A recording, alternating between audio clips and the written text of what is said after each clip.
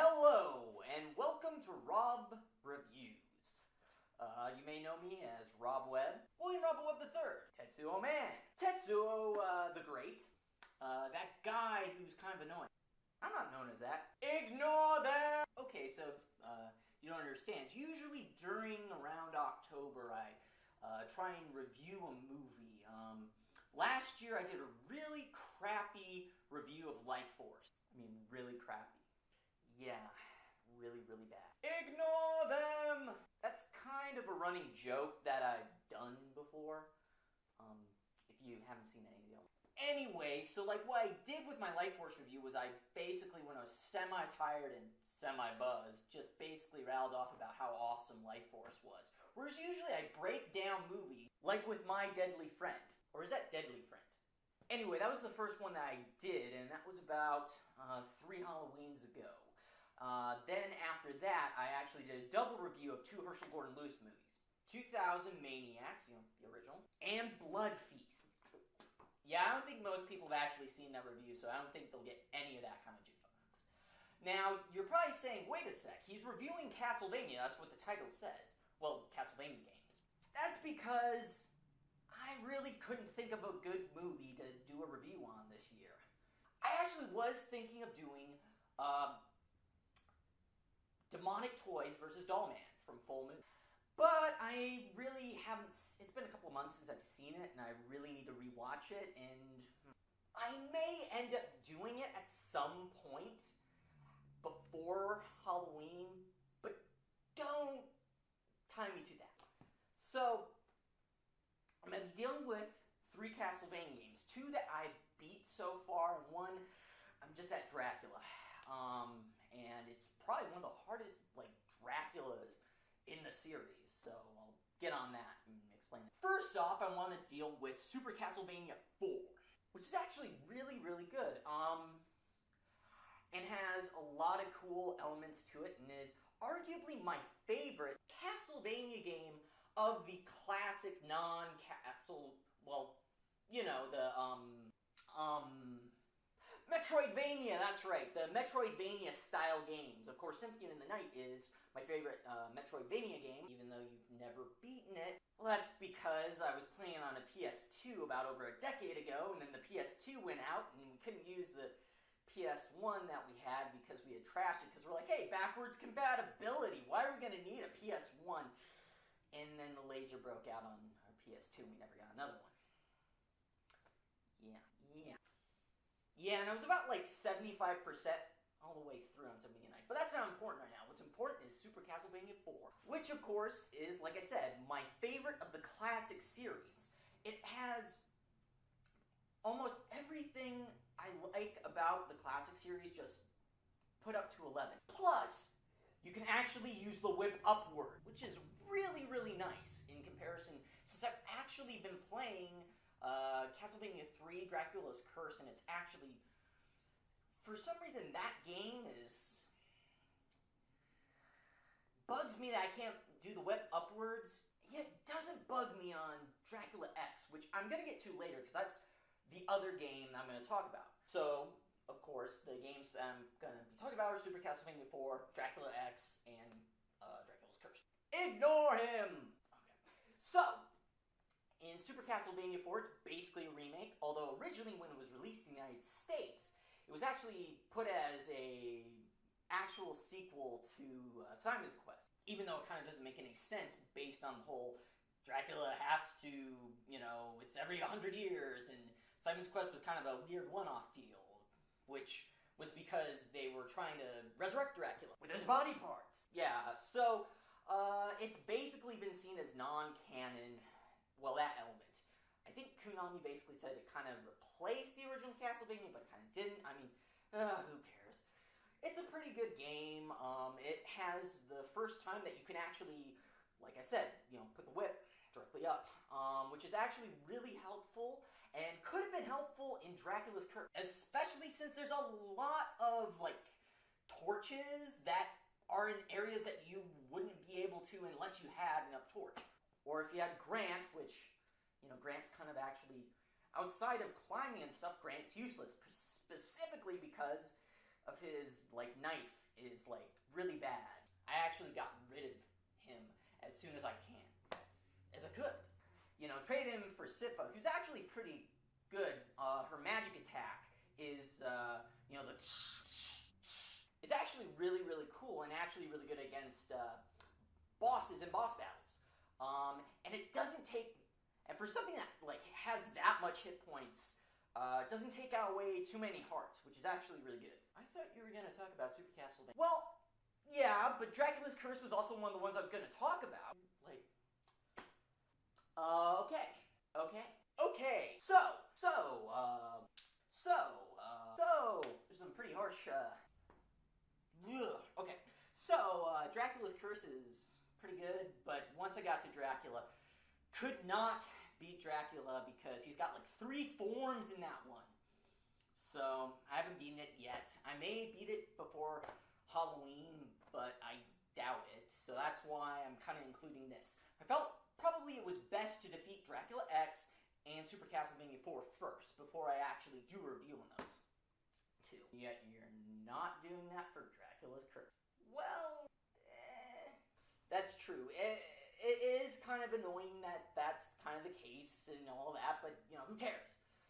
What matters is these are all pretty good games. They have their flaws, they have their pros, their cons, yada, yada, yada.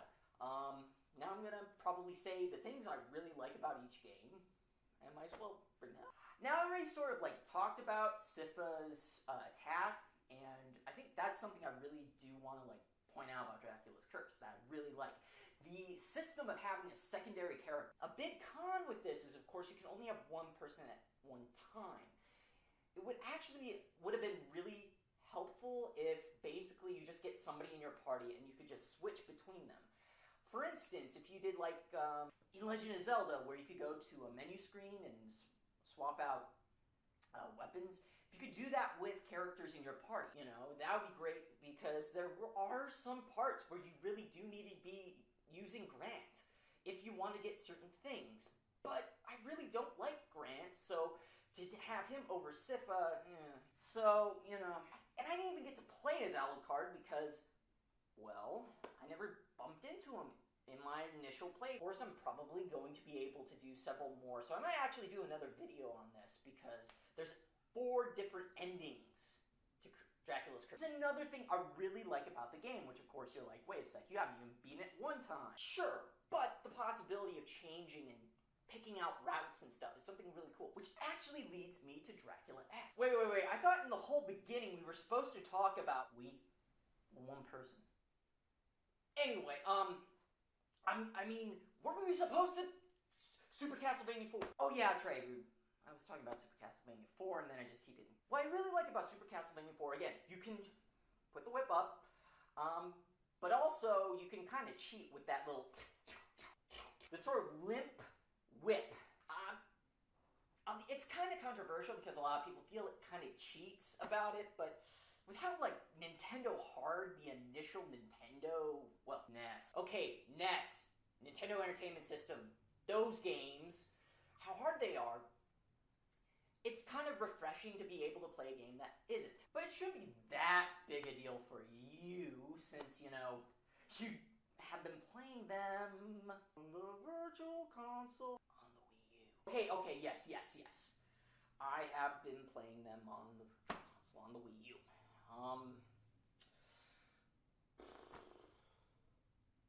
What this means is, of course, I get to save at little points and I can load.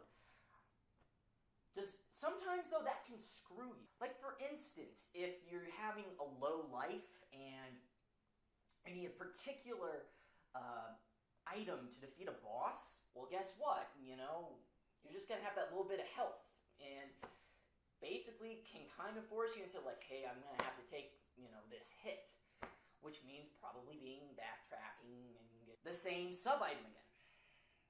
That's kind of particularly something that happened quite a bit in Dracula's Curse, which is not a bad thing when, you know, I've got this loading. So, you know, I don't think it's that bad a thing anyway.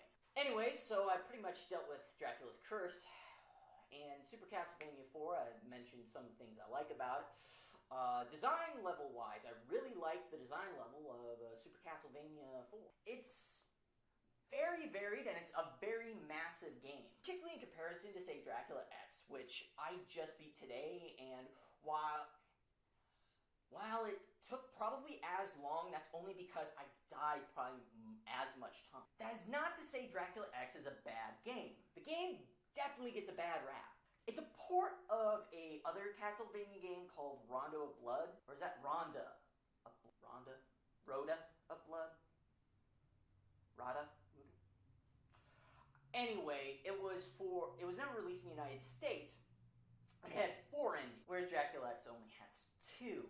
I actually did the alternate route that had to do where you had to have a key to open some doors. Didn't seem that different when I actually beat Dracula and got to the ending. Not going to do any spoilers, but it probably wasn't that different from what I would expect taking the normal route would be.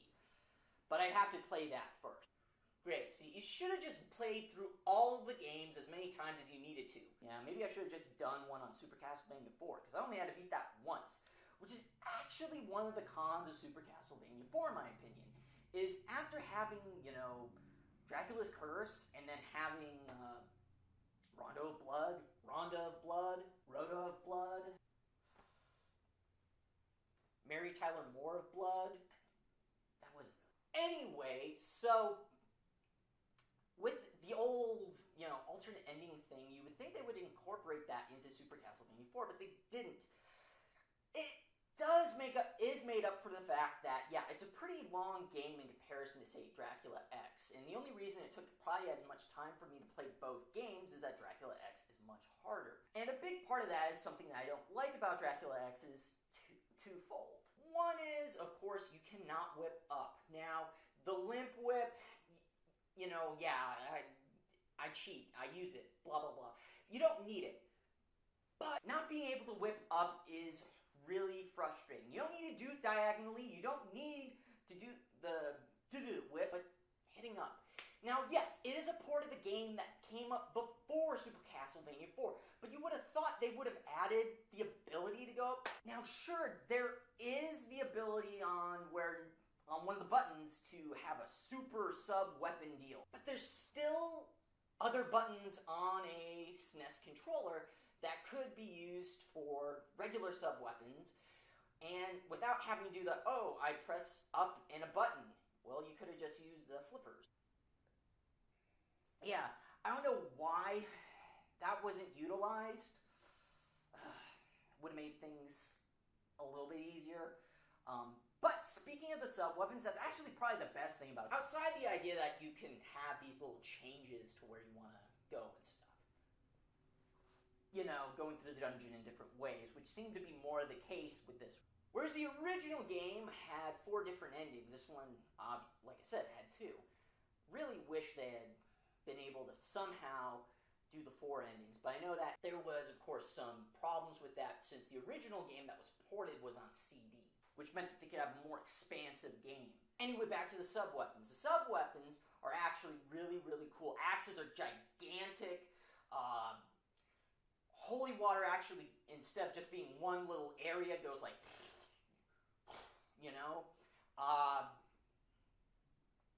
you can actually throw multiple crosses at the same time. You don't have to worry about those Roman numerals.